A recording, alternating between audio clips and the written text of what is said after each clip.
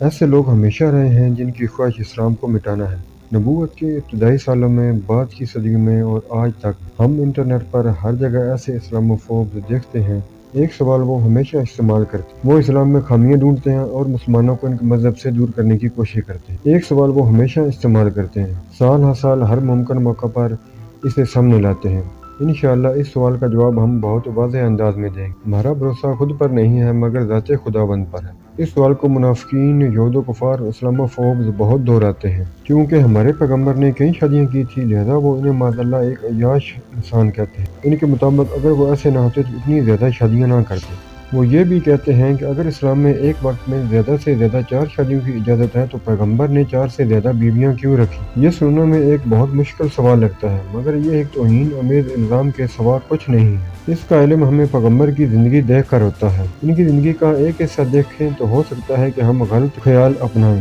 ان کی زندگی واضح طور پر ہمیں بتاتی ہے کہ کوئی بھی شخص ان پر شادیوں کی وجہ سے، مثلاً کفار مکہ، یہود و نصارہ جو آپ کے جانی دشمن تھے، آپ کی زندگی میں وہ بھی یہ الزام آپ پر نہیں لگا سکے۔ باقی سب الزام آپ پر لگائے، آپ کو ساحر کہا، آپ کو مجنون کہا، آپ کو دیوانہ کہا، مگر آپ کو عیاش نہیں کہا۔ اگر ہم اسے مجموعی طور پر مختلف پہلوؤں سے دیکھیں تو حقیقت سامنے آئے گی۔ آئیے اس سوال کا جواب تلاش کرتے ہیں۔ فطری طور پر مردوں میں جنسی خواہش بلوغت سے لے کر 40 سال کی عمر تک بہت زیادہ ہوتی ہے۔ 40 سال کے بعد اس میں کمی آ جاتی ہے۔ جب ہم پہلی شادی کے وقت رسول اللہ کی عمر دیکھیں تو وہ 25 سال کے تھے۔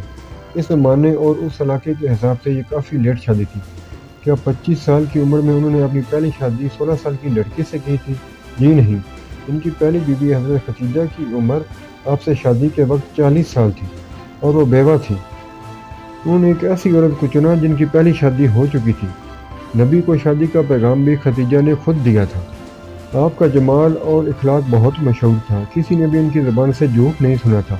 ہر کسی کو ان پر اتنا بھروسہ تھا کہ آپ کو الامین یعنی ایماندار کہہ کر پکارا جاتا تھا، حتیٰ کہ ان کے دشمن بھی ان کے پاس اپنی امانتیں رکھواتے تھے، لہذا ان کے لیے اپنی مرضی کی لڑکی سے شادی کرنا بہت آسان تھا۔ مگر انہوں نے ایک ادھیڑ عمر عورت سے شادی کی، حالانکہ وہ عمر کے اس حصے میں تھے جس میں مرد کی جنسی خواہش بہت زیادہ ہوتی ہے۔ حضرت خدیجہ کا انتقال 65 سال کی عمر میں ہوا، تب تک انہوں نے کسی دوسری عورت سے شادی نہیں کی، اور اس وقت پیغمبر کی عمر تقریباً 50 کے لگ بھگ تھی۔ ان کی 25 سال کی بھرپور جوانی کی عمر میں ایک عورت سے شادی رہی۔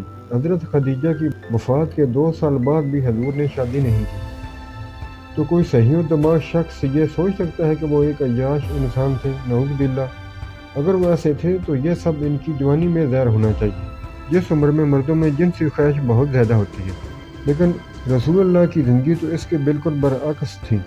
پیغمبر کی وہ شادیاں جن کا یہ لوگ ذکر کرتے ہیں وہ 50 سال کے بعد ہوئی، جب انسان کی جنسی قوت کم ہو جاتی ہے۔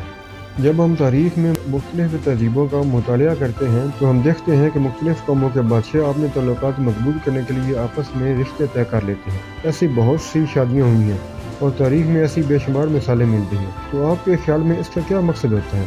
اتحاد اس کی اہم وجہ ہو سکتی ہے۔ پیغمبر نے کچھ ایسے قبیلوں کی عورتوں سے شادیاں کی جو ان کے دشمن تھے۔ رسول اللہ کی شادیوں کے پیچھے ایک حکمت یہ تھی، یعنی ریاستی تعلقات۔